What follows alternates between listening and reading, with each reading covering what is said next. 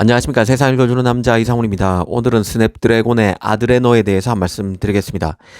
그간 그 모바일 AP에서 여태껏 그 가장 중요했던 것은 연산과 통신 속도를 결정하는 그 CPU와 모뎀 칩이었습니다. 하지만 최근에는 스마트폰 화면이 커지고 이 모바일 게임, AR, VR 등을 제대로 작동하는 게 중요해지면서 GPU가 훨씬 더 부각되고 있습니다. 실제 삼성도 자체 CPU 개발팀인 몽구스를 해체함으로써 GPU 쪽에 더 매진하겠다는 뜻을 분명히 했는데요. GPU는 인공지능 반도체로 불리는 NPU로 전환하기 직전 단계의 프로세서로서 앞으로 활용 가치가 더 무궁무진하다는 점을 알아야 합니다. 사실 그 GPU IP 얘기를 꺼낸 것은 바로 스냅드래곤 8 2세대 AP 때문입니다. 이제 곧 나오는 그 삼성의 플래그십 모델인 갤럭시 S23에 단독으로 탑재된다는 모바일 AP인데요. 삼성 입장에서는 자신의 최고 사양 스마트폰에 자신이 직접 설계하고 자신의 파운드리에서 직접 만드는 엑시노스를 탑재하지 않기 때문에 자존심이 상할 수 있지만, 한편으로는 이 스냅드래곤 때문에 칩 세계에서 매우 다양한 일들이 벌어지고 있습니다. 오늘 특히 언급하고자 하는 이슈는 바로 스냅드래곤이라는 그 퀄컴의 모바일 AP를 더 돋보이게 만드는 GPU IP 아드레노입니다. 최근 그 노트북 체크에 눈에 띄는 소식이 있었습니다. 이 모바일 AP 간 그 GPU 테스트에서 스냅드래곤 8 2세대 AP가 애플의 A16 바이오닉 그리고 미디어텍의 디멘시티 9200을 압도했다는 소식이 났습니다.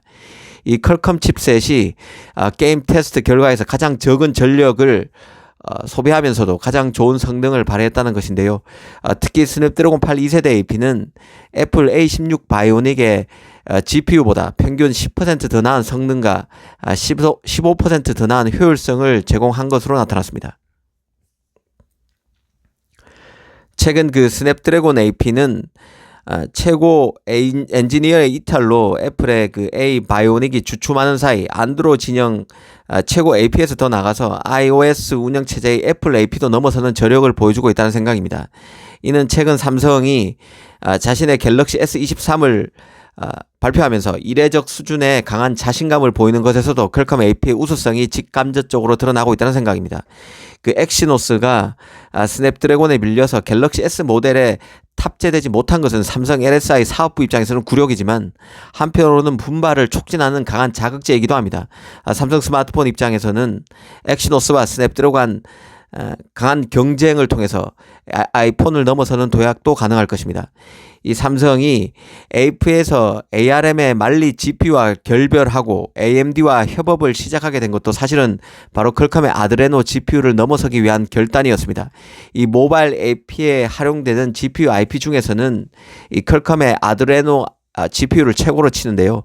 하지만 이 아드레노 GPU가 최고의 GPU가 된 것도 사실은 AMD의 모바일 사업부를 인수한 데 따른 결과였습니다. 이 퀄컴은 이 아드레노 GPU를 오직 스냅드래곤에만 탑재하도록 베타적 판매 정책을 편 끝에 안드로이드 진영 최고 AP로 군림할 수 있었습니다. 이 삼성으로서는 아드레노를 쓸 수 없어서 그간 ARM의 만리 GPU를 사용했다고 볼 수 있습니다. 하지만 만리의 성능 개선이 아드레노에 비해서 상대적으로 떨어지는 탓에 삼성은 스냅드래곤과의 경쟁에서 밀려왔고 결국 엑시노스 2200부터는 AMD의 라데온 GPU를 활용하고 있습니다. 이 모바일 AP에 AMD의 GPU를 활용한다는 것은 모바일과 PC의 크로스오버를 뜻하는 것입니다.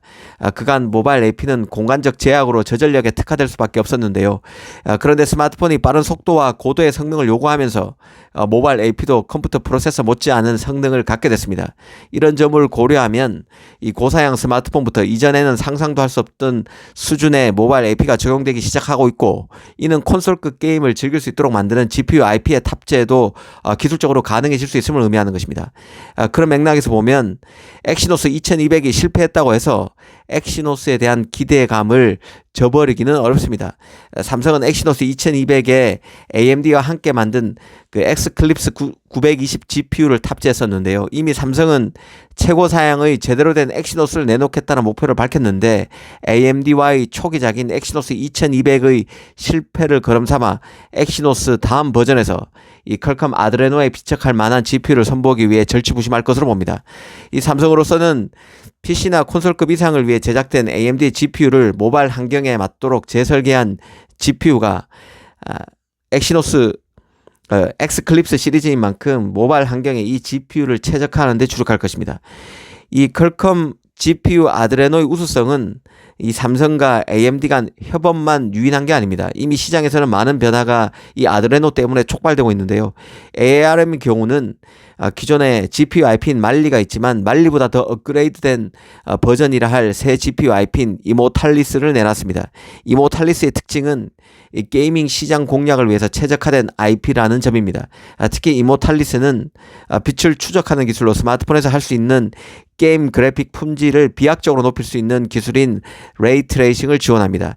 ARM 입장에서는 자신의 가장 큰 고객이었던 삼성이 자신의 CPU IP는 쓰면서도 왜 GPU IP는 자신을 버리고 AMD를 활용하는 변심을 단행했을까 고민했을 것이고 또 절치부심했을 것이고 결국 이모탈리스를 내놨다고 볼 수 있습니다. 사실 이 퀄컴 스냅드래곤 8 2세대 AP의 부각은 최근 애플 A 바이오닉 시리즈가 주춤하면서 더 도드라지는 양상입니다. 이 퀄컴은 누비아도 인수했기 때문에 앞으로 나올 AP, CPU 등이 더 집중적인 조명을 받을 것으로 봅니다. 자체 운영 체계가 없어서 애플에 항상 밀려왔던 퀄컴이지만 이제 그 한계를 넘어섰겠다는 의지가 느껴집니다.